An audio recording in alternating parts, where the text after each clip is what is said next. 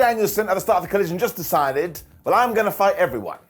More power to it. Also, hello my friends, and welcome to a brand new wrestling week with I, Simon Miller, the review idiot who has indeed watched every single wrestling show that has ever been on since 2016. And now I'm going to give you my thoughts, I'm going to give you my feelings, and I'm going to take you on a roller coaster ride of emotion. Are you ready? Let's plug in and go. But yes, the American Dragon was taking on Shane Taylor, and look, man, Shane in 2024 must have gone, I'm going to prove to everybody I can kick the ass. Because, man, these two had a terrific match. Because Taylor is so much bigger as well, he was just smashing Bryan Danielson to begin with, when Danielson was like, okay, well, you are a big fellow, maybe I'll try to take your leg out.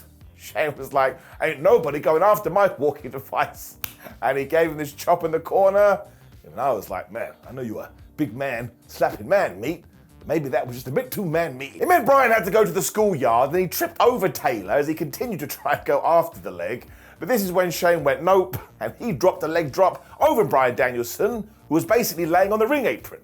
I don't know whether you know this, that's the hardest part of the ring. Commentary was so great here as well because they were said, well, wait a minute, I think these two fought way back when, and Shane Taylor actually knocked out Bryan Danielson, so that just added more jeopardy, especially because we were then in the ring. Shane Taylor was just pummeling this guy. I don't know why I'm laughing, but he really was beating his butt. Sadly for him though, it didn't work overall because eventually Bryan took his leg and threw it into the ring post. And by that time, oh my gosh, he started to be like, I can't move properly. And then the kicks that Danielson laid after this. There's no two ways about it. I think he forgot what professional wrestling was. I think by this point, Taylor had taken a med pack as he came flying out the corner with this massive lariat and he hit a Uranage for a 1-2 ooh.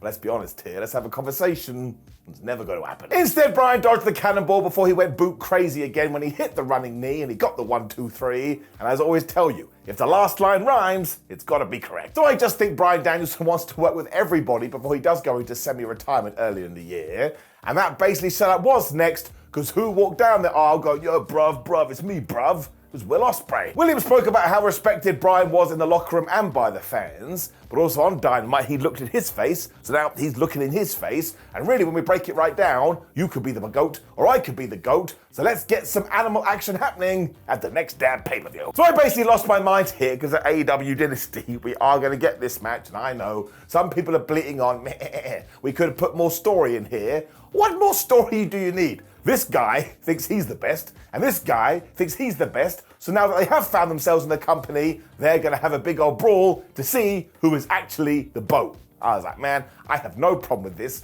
and if anything makes me feel this excited, and it's legal, well, I ain't going to get mad at it. Give it a up. And that does go for the match as well. It's like a double up for both of those things. I mean, in terms of the whole segment, rule. When we continued on with our new guy run, because Okada was making his debut with the Elite, I thought this was bloody fantastic. Because along with the Young Bucks, he was taking on Adrian Alanis, John Cruz, and Liam Gray. And let's just take a moment to shout those guys out. Like, I know we don't know them in terms of the AEW universe. Shouldn't have said that, hate myself forever. But what an amazing opportunity for them. The Bucks also now drop a coin during their entrance to summon Okada from the entranceway. And they're all using the Codevator, so I was having the best time. And man, Matthew and Nicholas didn't even tag in here because Okada walked in. He beat the hell out of everyone. He did this crazy drop kick. He hit the Rainmaker. 1, 2, 3. I was like, oh my gosh. He's just wrecked 3 falls in about 9 seconds. So don't pretend that we're not treating him like a megastar, because when do you ever see that? And yes, Eddie Kingston came out after this with the worst plan ever. Because he was like, there's 1 of you, 2 of you, 3 of you, and there's 1 of I, but I still think I can do it. And he got totally beaten up. Eddie's pal Penta then decided he'd seen enough too, but once again, because Kingston was down, it was 3-on-1, which meant we had another re-debut, I suppose, because who walked down the ring to get in Okada's face? It was Pac. This is what I was doing. The Dance of Joy. I don't care about ratings. I don't care about attendance figures. I care about how good this makes me feel. He also went at it too with the Rainmaker until the Young Bucks saved him. And now on Dynamite, we are doing this 6-man tag. And you have to imagine when we get to the pay-per-view, it's going to be Okada versus Eddie Kingston, and Pac is going to take somebody on as well. It's like the greatest in-ring performances of all time. That's massive hyperbole exaggeration, but I don't care. It is getting an up. Also, you have to go and watch the skit that the Young Bucks and Okada did it on that there internet. It made me laugh out loud. So what essentially we're doing is Okada, obviously one of the best, if not the best wrestlers in the world, but then backstage, he's embracing goofy wrestling for life. I don't know if my heart and brain can handle it. I then got reminded that on Dynamite 2 it is going to be Jay White versus Darby Allin, which is going to be very interesting, because Darby then leaves to climb Mount Everest, which is a sentence that nobody should stay. And we've got Mariah May versus Trish Adora. May has now gone full in with the old Toni Storm gimmick too, because she came to the ring once again dressed identically like her. And as we've talked about here before on Ring of Honor, Trish Adora is really good. She was never going to win, of course, which has become a calling card when it comes to Collision. You basically take a star and you put them against a future star, and while the future star will do some cool things, ultimately they lose every time. Now we're going to talk about this later. I think eventually you probably do need to shake it around a bit. In terms of this one, well, I thought it worked. We did tell some stories here as well, of course, because Mariah's obsessionness with the Timeless One clearly deepens. And at one point, Trish Adora dodged whatever the hell Mariah May was going to give her and gave her a German suplex when she was on her knees. Watched that 4 times, and I searched my brain. I was like, I don't think I've ever seen that before. She really did take a lot of offense here too, until very sadly she got kneed right in the face, which happens a lot in 2024, when Mariah hit the Mayday 1, 2, 3. Toni Storm was right after this as well, because she did want to give away the first ever Tony Award, and it was for something like the greatest professional wrestling performance ever, or words to that effect. There was one nominee that was Mariah May. Tony Schiavone could not handle it. He was like, there was only one nominee. He wants a fair award ceremony. I was sweating, so I was like, man, that was a close one. This award is basically in the shape of a shoe, which is even better when, of course, out came Deonna Purrazzo, who was so mad about the pay-per-view, she started to kick everybody's ass. Of course, she got overwhelmed too, because that is wrestling mats, when Mariah May laid her out with a DDT. When she took her prize, I was like, I'm so happy. And what we should really do here, Toni Storm should now go babyface because people are cheering it anyway, and we should turn Deonna heel, because that character she plays, well, it just serves things better as a bad guy. I presume as well they'll probably do Deonna Purrazzo versus Mariah May, maybe on Dynamite or next week's episode of Collision, but I do like this is continuing on, and the Tony Awards, man, run that for at least a month. Up. We then had more videos for Big Business, because it is going to be Chris Statlander and Willow Nightingale taking on Julia Hardy and Sky Blue, and talking about people sort of jumping across to the other team. Well, I think Chris Statlander too may be turning heel. We shall wait and see. We then went right into Nick Wayne versus Adam Priest, I believe his name was, and once again, thumbs up for that guy. But what were we just talking about? And sure, Adam got a few chops in here, but ultimately Nick Wayne went flippy-dippy-doo-dah. He hit the Wayne's World, and he beat him. And look, fair play to Nick Wayne, he never gets victories. Now, once again, we pretty much did this so we could do an angle afterwards. Because, of course, Christian Cage right after this was like, I'm going to cause all the chaos. When we were on the outside, and he saw somebody with a sign he didn't like, and he was wearing a mask, when all of a sudden, this fan attacked him, and surprise, surprise, dun, dun, dun, it was actually Adam Copeland in disguise. When all of a sudden he got in the ring, and he revealed this box, or box-like structure, that said Spike on it, so maybe Spike Dudley is in there, and this scared the patriarchy so much, they ran away. Now, of course, lots of people on the internet went and found closer shots than this. It looked like a barbed wire baseball bat or some kind of weapon, which does make sense because in a couple of weeks they are doing a no DQ match. And look, one, I'm super excited for that because if they're going to introduce these kind of toys, it's going to be chaos. And two, I enjoyed what Nick Wayne did, so I'm giving it an up. However, this was one of those moments you're like, man, we do a lot of these star versus non-star matches, and eventually, freak myself every single week, it's just the law of diminishing returns. It's like a bad thing, and if anything, I should get used to it, so more shame on my bald head, but still getting it down. Like I say, at some point, one of these nobodies, so unfair, that's not true at all, but one of them has to get a win. Mark Briscoe, Jay Lethal, and Jeff Jarrett were then in the back, understandably. Briscoe's like, I don't massively trust you guys, but they promised him they really want to defeat the House of Black. Now, why they want to do that, I don't know. Maybe they just really like Mark Briscoe. I get it. That was going to be our main event too, but before that, we had Chris Jericho versus Titan, or as I'm going to call him, Titan. I know, it's just funnier though, even though it's not, it's probably offensive, just like the name Titan. Turns out this was another step in the Chris Jericho nostalgia tour though, because way back when, he fought the original Titan/Titan, so now he's fighting the new one. And I like stuff like that.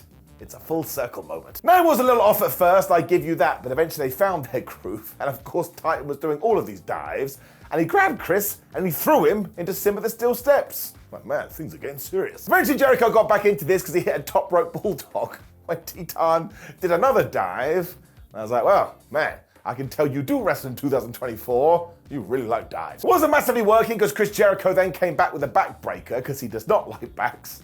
when this went crazy. Because it was pure wrestling tennis as he went and then you went and I go, so you should go. When all of a sudden Teton hit this tornado DDT and he got a 1-2 ooh. Look, we've already talked about this. I'll just say it again, never going to happen. They were then reversing submissions, which was really cool, where Teton went for the most devastating move in all of sports entertainment. But sadly, that didn't work at all. And even though he got code-breakered after this, Teton just went, I don't care about that. And he DVD'd Jericho right in the face. It's not the right sentence structure at all. The problem, though, as ever, is that a modern-day wrestler got too obsessed with jumping on the ropes and trying to do some moves. And eventually, he leapt right into the walls of Jericho. Because he had a bad back already, he had to tap out. Damn. The Gates of Agony were out straight after this as well to tell you why doors need more respect and they shouldn't be hurt anymore. And of course, who came out to make the save? It was none other than the Hook, because now we are establishing this team that I suppose could be called Jerry Hook, or the much better version, Hooker. So I did enjoy this. I thought it was quite fun, so I am going to give it an up. But I was a bit like, man, a lot of these Collision matches are ending, and then somebody comes out and attacks when somebody else comes out to make the save. It happened like 3 times on the show or something like that. But either way, that's just wrestling. Tony Schiavone then confirmed that the tag team title tournament will start next week, and I think we're going to get brackets on Dynamite. But before then, he wanted to talk to FTR. Out they came. Cass Wheeler then told us that they've been doing this for a decade, and I was like, well, that's terrifying. Where did that go? You may as well dig my grave now. But it does mean they've had ups and they've had downs, but that just means they're ready to come back into the game, and they want to win the damn tournament. Dex Harwood then sang the praises of tag team wrestling, how great it is, and look, we admit it, we've been on a cold streak recently, so if we do go into this thing, we will be fighting from underneath, but once more, we want to be 3 times champions. That's what we're going to do. That's likely what should happen as well with them meeting the Blackpool Combat Club in the finals, when of all the people, they got interrupted by the infantry. Now, I like this, because if you've been watching Ring of Honor, those guys have been putting it in, so they deserve some kind of reward. Ipso facto. John Dean and Charlie Bravo also put themselves over massively here before they said something along the lines of, we're going to give the tournament a revival. I see what you're doing there. That's their old name. Dex then, of course, made it clear that the revival's been dead for ages, which was also very fitting, because if they do meet in the tournament, the infantry is going to be dead too. So, bring it down. There's a crime counter. You can't say things like that. You defo get arrested. I personally really like this though, because it made me go, oh, maybe we're going to throw some random teams into that tag team tournament, which is what we should do. Like an established name should win the thing. Should we try get some other people over in the process? Of course we should. That's what a tournament is all about. When we got one of those crazy Collision matches, where'd this come from? Because it was Mystico versus Angelico, and if you know anything about these two guys, that one, they love ending their names in O, but also, you're gonna get high-flying and crazy wazy submissions. Yep. Mystico was going off here as well because he was doing arm drags, head scissors, and 619s, when of course he went, watch this pal, and he did a dive. I'm gonna have to start a counter again. He would not stop throwing himself outside the ring to get back inside the ring, so he'd go outside the ring again. Because he was doing this so much, eventually Angelico was like, well, I'm gonna pull the classic, the most devastating move in all of sports entertainment. It didn't work again. That move was having a terrible evening. They then kicked each other as hard as they could when Mystico got another springboard in there, when he locked in the El Mystica, or whatever it's called, and he got the tap-out win. I was like, look, Angelico, you talented, you just got whooped. Angelico and partner Serpentico, if it was indeed Serpentico, then held Mystico's hand aloft after this, so they're all friends.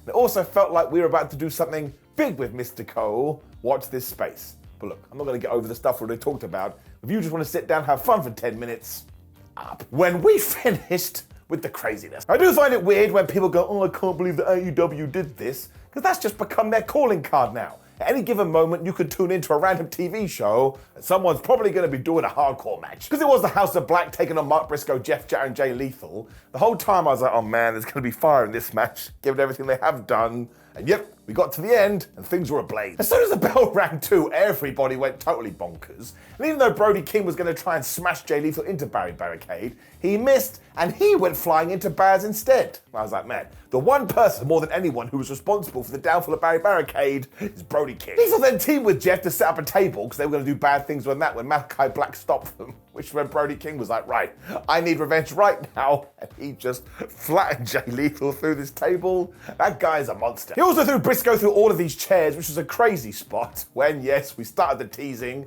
Because that damn Buddy Matthews, he had lighter fluid. I was like, somebody shut it down. Thankfully, Sonjay Dutt turned up to stop this with a guitar because nobody wanted it. But then it became weapon escalation because Julia Hart was here. She poured gasoline over Sonjay Dutt. So once again, bring it down. Crime counter. I mean, the evidence is right there. What else were you planning to do? Karen Jarrett then came out to stop all of this down, and she was whacking people in the balls, which is when Sonjay threw Buddy through another table, when Julia went, pfft, and she misted Karen Jarrett. Now, usually when you get misted, you become a bad guy, but Karen Jarrett is already a bad guy, so does that mean she's now gonna go out there and, like, feed the homeless people? It's misting in reverse. Jeff was then using the guitar as more people went through tables, and I suppose we should just talk about the big spot when there was another piece of wood set up and the House of Black set it on fire when they grabbed Mark Briscoe and they throw him through it. I watched this man burn.